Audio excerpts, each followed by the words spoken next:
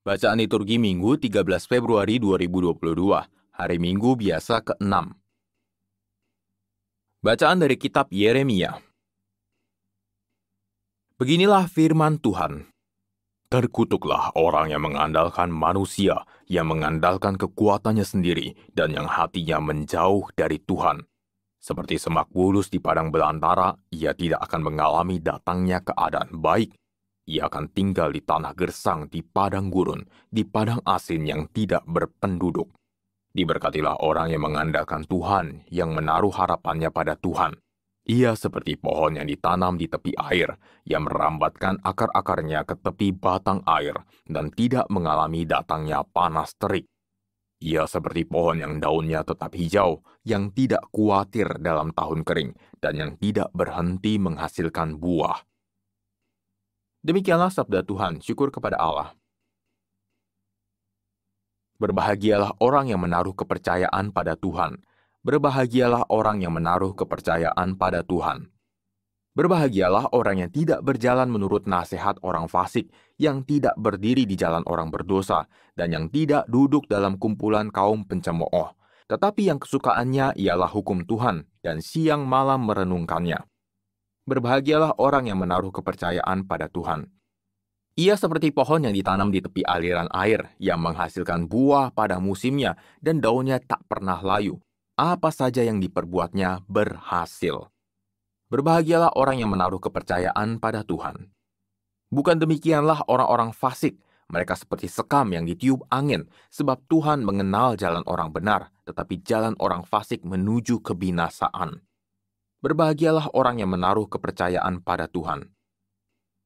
Bacaan dari surat pertama Rasul Paulus kepada jemaat di Korintus. Saudara-saudara, jika kami wartakan bahwa Kristus dibangkitkan dari antara orang mati, bagaimana mungkin ada di antara kamu yang mengatakan bahwa tidak ada kebangkitan orang mati?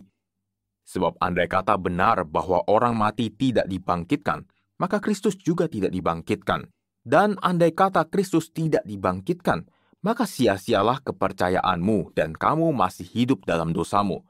Dengan demikian, binasa pula lah orang-orang yang meninggal dalam Kristus.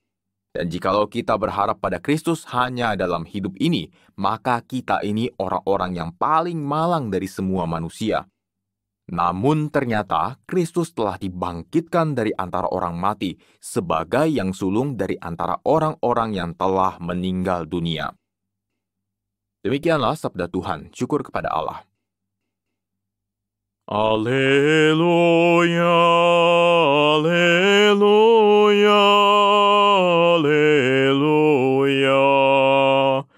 Bersukacitalah dan bergembiralah sabda Tuhan, sebab besarlah ganjaranmu di surga.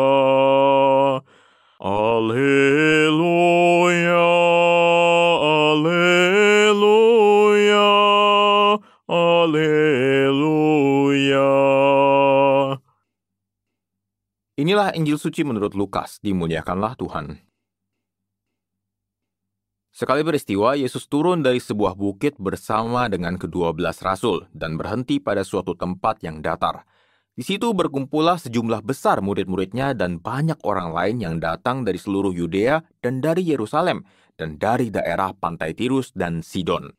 Lalu Yesus memandang murid-muridnya dan berkata, "Berbahagialah hai kamu yang miskin, karena kamulah yang empunya kerajaan Allah. Berbahagialah hai kamu yang sekarang ini lapar, karena kamu akan dipuaskan.